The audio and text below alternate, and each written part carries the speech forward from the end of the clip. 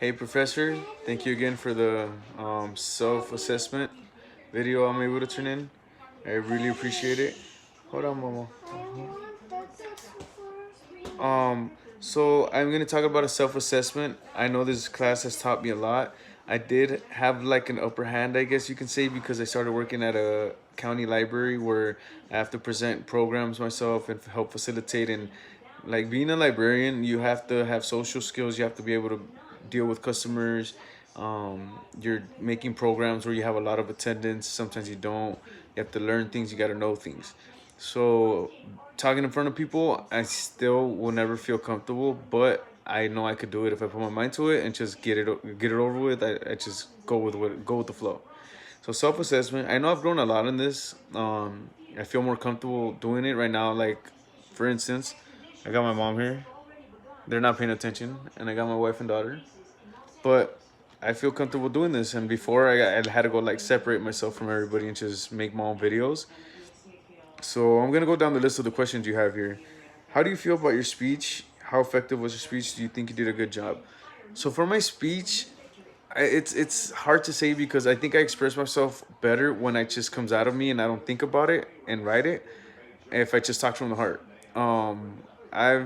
I'm not good at English when it comes to writing, grammar, punctuation. So when I wrote down my speech and I was trying to read off my speech in the speech, I really feel like I repeated myself a lot or I didn't give enough information for the main points I was talking about.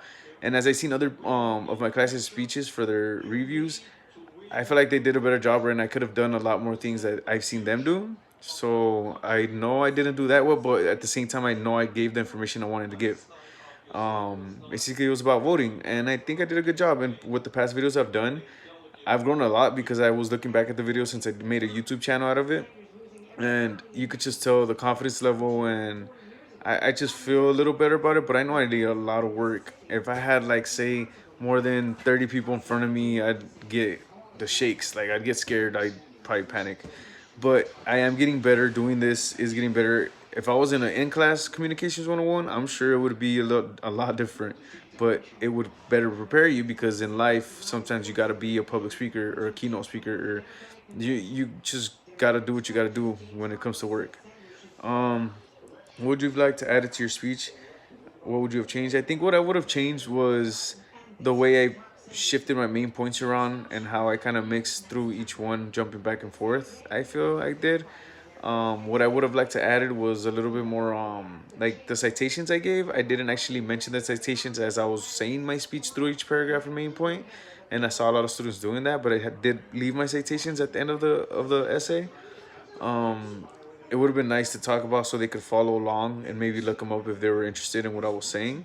The device I was talking about, the new balloting marking device, I wish I could have said a little bit more about it because there was a lot more about it. I just didn't know how much I could say because being a clerk and a county worker, I don't know if it was like you have to not say information about it because it's a new device. I didn't want to get in trouble at the same time.